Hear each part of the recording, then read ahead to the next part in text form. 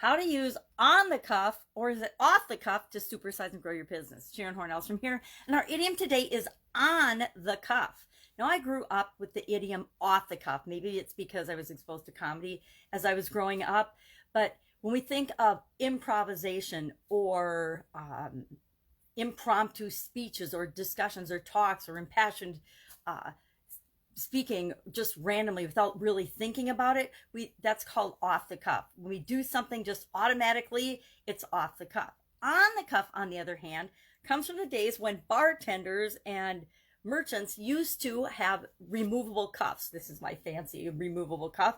And on that, when somebody wanted to buy something on credit, or what we call running a tab these days, or in my lifetime, they would actually write on their removable cuffs and keep track of, in whatever way, shape, or form, or shorthand that they used, of what people owed, so that they could settle up at the end of the night, just like we do with a tab. I remember when we were younger, we'd go out at night to the bars. Oh my goodness. And we would run a tab. Places that were familiar with us would always let us run a tab. Nowadays, I believe you can just, leave a credit card and anybody can run a tab.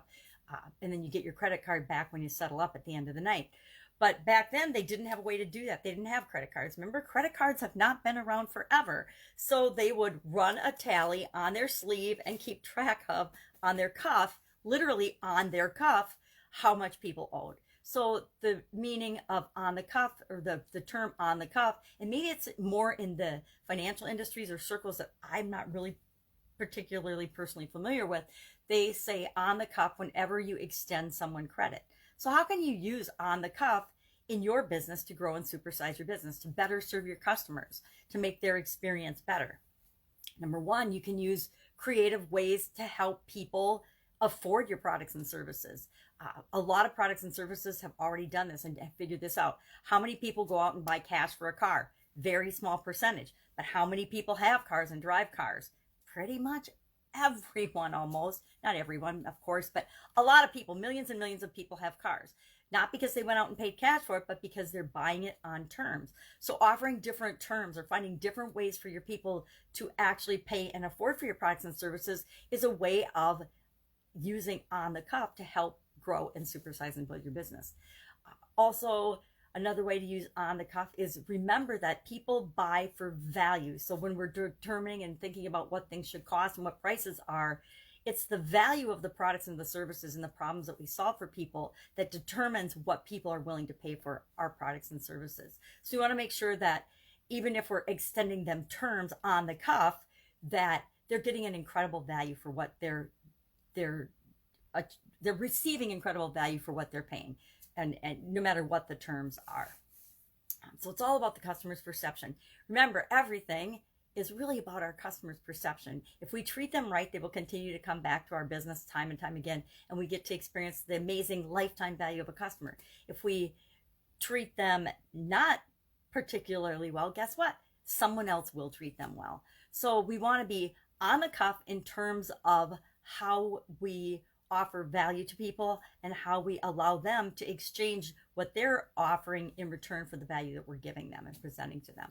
We also want to be quick and creative and flexible with our customers and with our customers' experience.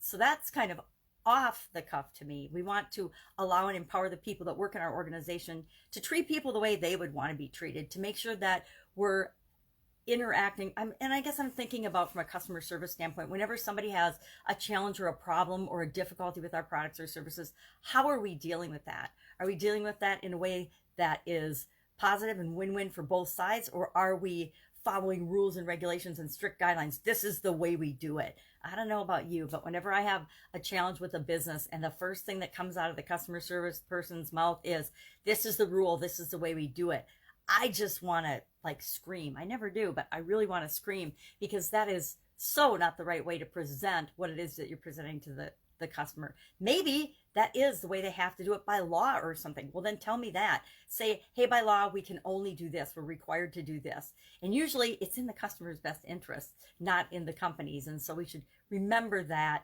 it's all about treating people the way we want to be treated.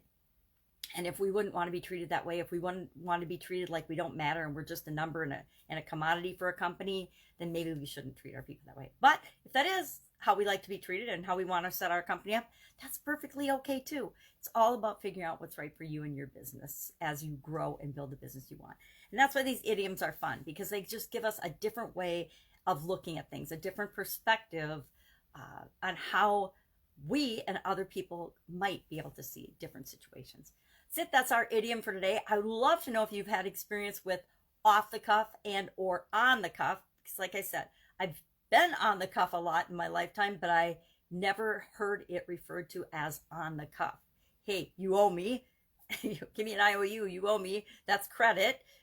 Pay me back as soon as you can, whatever, however the words are, or big long contracts that detail out the arrangement.